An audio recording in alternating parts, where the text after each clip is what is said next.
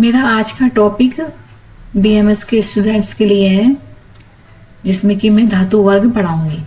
धातु यानी कि इसको मेटल्स भी बोलते हैं। धातु तो सभी लोग जानते ही हैं, मेटल्स से भी मुझे लग रहा है कोई अनभिज्ञ नहीं है। जो धातु है ये क्या होती है, मतलब इसकी जो परिभाषा है वो क्या है, इसको ही क्या निरुक्ति कहा गया है। धातुओं में क्या है, यानी कि जिसके सेवन से वली, पलित, खालित्य, कृशता, निर्बलता, वृद्धावस्था और रोग नष्ट हो जाए, या रोग होवे ही नहीं, या इन रोगों का नाश करके आरोग्य पूर्वक शरीर का जो धारण करे उसे ही धातु कहा गया है। मतलब ऐसे द्रव्य जिनके सेवन से क्या है, वली यानी कि बालों का झड़ना, पकना, कृशता, दुर्बलता या रोग या इम्यूनिटी को जो बूस्ट करने वाला होता है, इसी को ही धातु कहा गया है। जो धातु होती हैं, जो इनका जो सेवन है वो हमेशा भस्म के रूप में ही किया जाता है। अभी जो धातु जो है इसको लोह भी कहा गया है। तो ये जो लोह शब्द है, ये लोह शब्द कैसे बना है? जो लोह शब्द होता है ये लू धातु से बना हुआ है। लू धातु का मतलब क्या होता है? खींच करके निकालना। तो खींच करके निकालना है, यानी कि धातुएं या जो लोह है ये खींच करके कैसे निकालता है या निकलता है? ये क्या है, क्योंकि जो धातु हैं इनका क्या होती हैं, खनिज होते हैं। तो इनको अपने खनिजों से, यानी कि जो प्रत्येक धातु है उसको अपने खनिजों से जो खींच करके निकाला जाता है, तो इसीलिए इनको क्या लोह की संज्ञा दी गई है, यानी कि धातुओं को लोह भी बताया गया है। इसी तरीके से ये शरीर से दोषों को और रोगों को खींच करके बाहर निकालती है, तो इसीलिए भी इसको हम लोह कहते हैं। तो इस तरीके से जो धातु है उसको लोह शब्द भी से भी सूचित किया गया है, यानी कि जो धातु है वही क्या है, लोह है। और लोह किससे बना है? लू धातु से निष्पन्न होता है, जिसका मतलब होता है खींच करके निकालना। चाहे वो इनको इनके खनिज से खींच करके निकाला जाए, और दूसरा शरीर से जो ये जो है शरीर से दोषों और रोगों को खींच करके बाहर निकालती हैं, इसीलिए इसको क्या कहा गया है, लोह कहते हैं। धातुओं को हम कितने प्रकार से इसको डिवाइड कर सकते हैं, क्या किसका क्लासिफिकेशन है, इसमें अलग अलग आचार्यों ने अपने अलग अलग मत दिए हैं। जैसे चरक के अनुसार और सुश्रुत के अनुसार इसमें जो है, ऐसे ही अष्टांग संग्रह यानी कि वाग्भट के अनुसार और भी अन्य है। चरक के अनुसार इसमें 8 लोह बताए गए हैं, यानी कि 8 धातुएं बताई गई हैं। कौन कौन सी है इसमें? स्वर्ण, रजत, त्रिपु, ताम्र, पीतल, कांस्य, शीश और आयस। आयस यानी कि आयस लोह। लोह की भी जो कई वैरायटी होती है उसमें भी इन्होंने आयस लोह लिखा है। इसी तरीके से जो सुश्रुत है, सुश्रुत ने भी इसमें स्वर्ण, रौप्य, त्रिपु, ताम्र, पीतल, कांस्य, शीश, जो इनका आयस लोह है, इसको सुश्रुत ने यहाँ पर कृष्ण लोह के नाम से दिया है वही चीज। इसके अलावा जो अष्टांग संग्रहकार है, यानी कि जो वाग्भट है, इन्होंने बिल्कुल सेम ऐसा दिया है जैसा कि चरक के अनुसार। अब इसके बाद है रसार्णव। रसार्णव में कितनी है? 6 धातुएं बताई गई हैं। तो चरक में 8 है, सुश्रुत में 8 है, अष्टांग संग्रह में 8 है, और दूसरा रसार्णव के अंदर कितनी 6 धातुएं बताई गई हैं।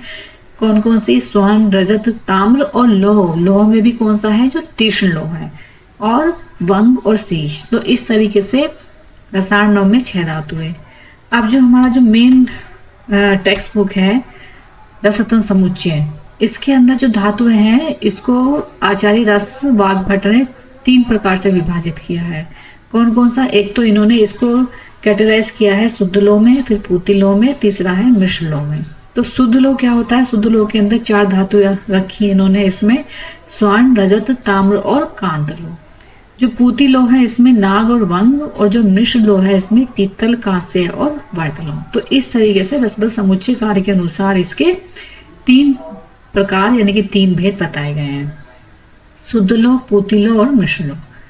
अब है इसके बाद शार्ंगधर संहिता। शार्ंगधर संहिता में क्या है? 7 धातुएं बताई गई हैं। कौन कौन सी? स्वर्ण, रजत, पीतल, ताम्र, नाग, वंग और तीक्ष्ण लोह। तो इस तरीके से इन्होंने शार्ंगधर ने अपना क्लासिफिकेशन दिया है। अब धातुओं की विशेषता क्या होती है? जो धातु है ये धातुएं क्यों है, मतलब क्या खास बात है इसमें? तो इनकी जो विशेष खास बात होती है, एक तो ये चमकदार होती है। चमकदार मतलब जो ऊपरी लेयर होती है वो इनकी चमकदार होती है। हैवी यानी कि भारी होगी। ताप यानी कि टेम्परेचर और इलेक्ट्रिसिटी विद्युत की क्या होती है, ये एक गुड कंडक्टर होती है, मतलब इसमें से हीट और इलेक्ट्रिसिटी बहुत इजीली जो है पास हो जाती है। यही कारण है कि इससे हम तार वगैरह, बिजली के, इलेक्ट्रिसिटी, ये सब बनाते हैं। और क्या है, इसको ठोक पीट करके, मतलब इतनी सॉफ्ट होती है कि बहुत ज़्यादा हार्ड भी नहीं होती, कि इनको ठोक पीट करके विभिन्न प्रकार के तार हैं, चद्दर हैं धातु की, ये बनाए जा सकते हैं। और अग्नि पर तपाने पर क्या होता है, धातु से जो है तपाने से जो भी कोई पदार्थ बनता है वह कैसा होता है, वो क्षारीय स्वभाव का पदार्थ बनता है। यानी कि ठोक पीट करके अग्नि पर तपाने पर क्या होगा, जो पदार्थ बनता है वो क्षारीय स्वभाव का होगा। जबकि जो अधातु होती है उससे क्या होता है, प्राय जल में घुल करके क्या बनाते हैं, ये अम्ल बनाती हैं। कौन सी, जो अधातु होती है। तो इस तरीके से ये इसकी कुछ खास बातें हैं, ये धातु की कुछ विशेषताएं हैं। अब जो हमने बताया था उसके भेद में जो रसत्व समुच्चयकार के थे, तो इसमें क्या था, जो शुद्ध और जो सार लौह है, इसको हमने शुद्ध और सार लौह क्यों कहा गया है। क्यों, शुद्ध का मतलब होता है कि इसमें किसी भी तरीके की कोई मिलावट नहीं होती है। मतलब अगर स्वर्ण धातु है तो स्वर्ण धातु है, इसमें कोई अन्य धातु नहीं मिली होगी, तो इसीलिए इसको शुद्ध या फिर सार लौह कहते हैं। दूसरा क्या है कि जब हम इसको अग्नि पर तपाते हैं तो इसकी किसी भी प्रकार से विकृत नहीं होती है। मतलब जो सोना है, जैसे मान लिया सोना है, सोना बना रहेगा, चांदी है, चांदी ही बनी रहेगी, इसमें किसी भी प्रकार का ये नहीं कि मतलब चेंज करो कुछ और बन जाएगा, तो कोई भी इसमें विकृति नहीं आएगी। तो इस तरीके से क्या है, पूरी तरह से शुद्ध होती है, मिलावट रहित होती है और तपाने पर विकृति से रहित होती है। कौन कौन सी होगी, वही जो चार बताई हमने, स्वर्ण, सोना, स्वर्ण, रजत, ताम्र और लौह, यानी कि कांत लौह।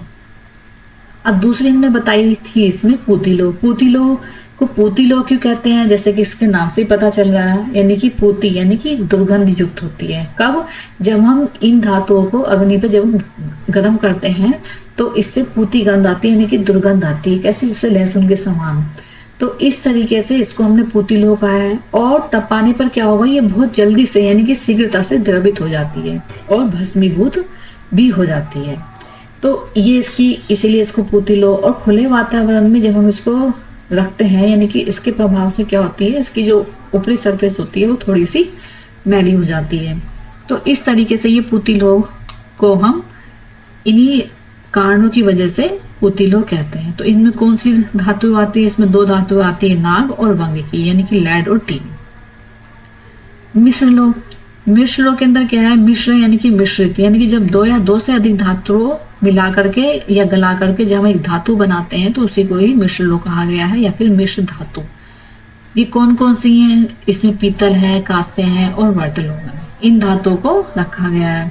कांस्य में क्या होगा, पीतल में क्या होगा, पीतल जो होती है वो दो धातुओं का मिश्रण होती है। कौन कौन सी, इसमें ताम्र और यशत, यानी कि जिंक, यानी कि ताम्र का 2 भाग लेंगे और यशत का 1 भाग लेने पर इनको क्या है, पिघलाने पर, गलाने पर जो धातु बनती है उसी को ही पीतल कहा गया है। इसी तरीके से कांस्य में 4 भाग ताम्र लेंगे, 1 भाग वंग का लेंगे। वर्त लौह के अंदर 5 धातुओं का मिश्रण होता है, इसलिए इसको पंचलोह भी कहा गया है, पंचरस भी कहते हैं। कौन कौन सी हो गई इसमें सामान्य, तो इसमें जो ऊपर की जो 2 है, यानी कि पीतल हो गया और कांस्य ये हो गया। इसके अलावा इसमें ताम्र और लौह और नाग।